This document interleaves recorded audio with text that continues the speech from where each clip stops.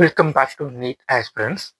So இன்னைக்கு நம்ம பார்க்கக்கூடிய தகவல் என்னன்னு பார்த்தீங்கன்னா, இந்த இன்கம் சர்டிஃபிகேட், அதாவது வருமான சான்றிதழ் எப்படி எடுக்கணும்.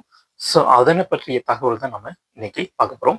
ஸோ இதில் தேவைப்படக்கூடிய ஆவணங்கள், அதாவது டாக்குமெண்ட்ஸ் என்னன்னு பார்த்தீங்கன்னா, பர்டிகுலர் கேண்டிடேட்டுடைய ஃபோட்டோ, தென் அப்டேட்டட் ஆதார் கார்டு, தேர்ட் பார்த்தீங்கன்னா ரேஷன் கார்டு. ரேஷன் கார்டில் இருக்கக்கூடிய மெம்பர்ஸ், உங்கள் ரேஷன் கார்டில் இருக்கக்கூடிய மெம்பர்ஸ் அவங்களுடைய நேம், யார் யாரெல்லாம் இருக்காங்களோ அவங்களுடைய பேர், கரெக்டான பேர், தென் அவங்களுடைய வயது, அதுக்கப்புறம் அவங்க என்ன ஒர்க் பண்ணுறாங்க, அதில் என்ன ஸ்டேட்டஸ் படிச்சிருக்காங்கன்னா படிச்சிருக்காங்க. ஸோ அந்த மாதிரி என்ன ஸ்டேட்டஸ், அவங்களுடைய ஸ்டேட்டஸ் என்ன அப்படிங்கிறத நம்ம மென்ஷன் பண்ணுற மாதிரி இருக்கும். அடுத்ததாக பார்த்தீங்கன்னா ration card, monetary ration card வேணும். ஸோ இது எல்லாமே ஃபில் பண்ணதுக்கு அப்புறம் இப்போ வந்து பார்த்தீங்கன்னா ஃபாதர் இருக்காங்க அப்படின்னாக்கா அவங்களுடைய ஆக்குபேஷன் என்ன, ஸோ அவங்களுக்கு எவ்வளவு வருமானம் இருக்கு அப்படிங்கிற அதெல்லாம் நம்ம மென்ஷன் பண்ணுற மாதிரி இருக்கும் பர் மந்த்துக்கு. ஓகேங்களா?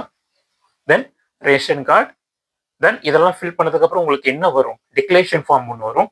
அதை நீங்கள் சைன் பண்ணுற மாதிரி இருக்கும். உங்களுடைய சைனோ அல்லது பேரண்டோடைய சைனோ தேவைப்படும். சரிங்களா? ஸோ இந்த இன்கம் சர்டிஃபிகேட் பொறுத்த வரைக்கும் என்னன்னு பார்த்தீங்கன்னா, இயர்லி ஒன்ஸ் நீங்கள் கம்ப்ளீட்டாக நீங்கள் என்ன பண்ணணும், இயர்லி ஒன்ஸ் கண்டிப்பாக எடுத்தே ஆகணும். ஸோ 1 இயர் மட்டும்தான் இந்த இன்கம் சர்டிஃபிகேட்டுக்கு வேலிடிட்டி. சரிங்களா? ஸோ இதனை பற்றிய மேல் தகவல் வேணும், இது போன்ற தகவல் வேணும் அப்படின்னாக்கா என்னுடைய ஆன்லைன் யூடியூப் சேனலை சப்ஸ்கிரைப் பண்ணுங்கள், என்னுடைய ஆன்லைன் கிளாஸஸில் ஜாயின் பண்ணுங்கள். தேங்க்யூ.